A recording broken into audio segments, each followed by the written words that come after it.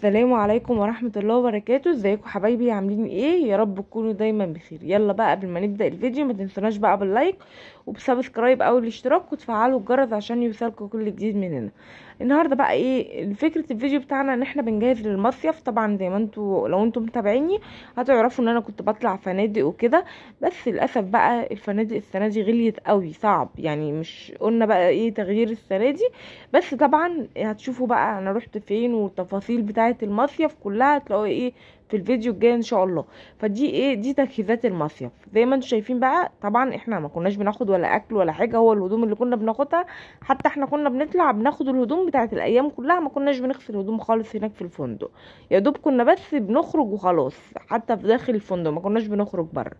بس المصيف السنه دي بقى لازم قلت ايه اجهز له بقى حاجات كده، اكل وكده، عشان نروح هناك برضو ما نضيعش وقتنا في ان احنا نعمل اكل وكده هناك. فزي ما انتم شايفين بقى ايه، انا بقى جبت كده حوالي يعني اكتر من نص بانيه، حاجه بسيطه. وقلت بقى ايه اقسمهم على يومين. يعني انا قلت الاكل اللي ينفع يتحضر من هنا ناخده. حتى انا خدت الكولمن هوريه لكم برضو في الفيديو اللي جاي. خدت الكولمن حطيت فيه الحاجات دي كلها. حتى انا عملت بقى ايه، قلت اعمل الاكل ده قبليها بيومين عشان خاطر يجمد في التلاجة واخده ايه في الفريزر وكده، واخده مجمد. زي ما انتم شايفين قسمت بقى البانيه على نصين كده. قلت اعمل نص بخلطة الشاورما عشان يبقى جاهز على الخضار وكده بس. اهو زي ما انتم شايفين قطعت بقى البانيه كده، نص البانيه قطعته قطع صغيرة. وجبت كيس الماجي بتاع الشاورما ده، وجبت بقى علبة اهو. حطيت بقى معلقتين زيت على معلقتين لبن، وهنزل بقى بشوية كزبرة ناشفة. طبعا دي برضو سر يعني حلو في الشاورما. وعندي بقى كمان هنزل بكيس ماجي اللي هو بتاع خلطة الشاورما دوت، احطه في قلبه. يعني انا هحط نص عشان هو نص معمول لنص كيلو، وانا طبعا مش هعمل نص كيلو البانيه كله، فانا قلت هاخد نصه. يعني ده زيادة عن ربع شوية، فعشان كده هحطه ايه نص الكيس بتاع الشاورما ده. كان في زي ما انتم شايفين بقى كده. هبدا اقلبه بقى كده، وابدا انزل بقى ايه بالبانيه اللي احنا مقطعينه. جهزوا يا جماعه حاجاتكم.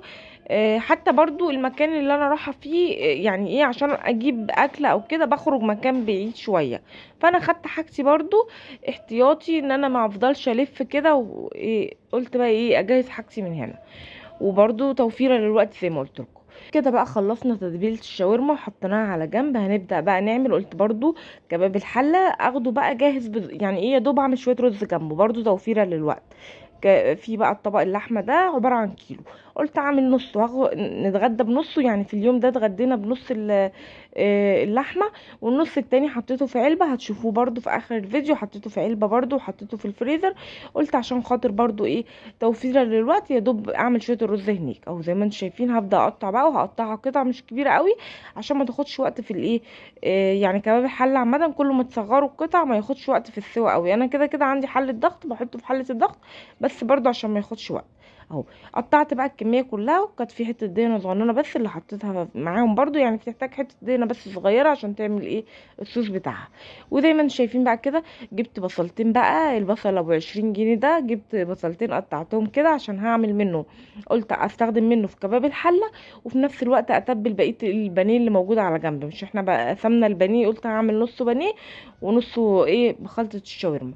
اهو قطعت بقى البصل زي ما انتم شايفين، قشرته. وبعد كده بقى فرمته في الكبه بقى كده، وبدات اقسمه. حطيت شويه منه، هحط شويه منه على البانيه، وهستخدم بقى الباقي في كباب الحله. اهو زي ما انتم شايفين احط بقى شويه على البانيه برضو، وشويه بقى فلفل اسمر وملح. انا ما حطيتش عليه التوابل عشان كده كده ايه كباب الحله مش هينفع احط عليها ملح، ما بحطش الملح الا لما تستوي.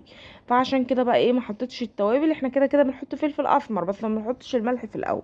فهنزل بقى بالفلفل الاسمر وانزل بالملح على البانيه.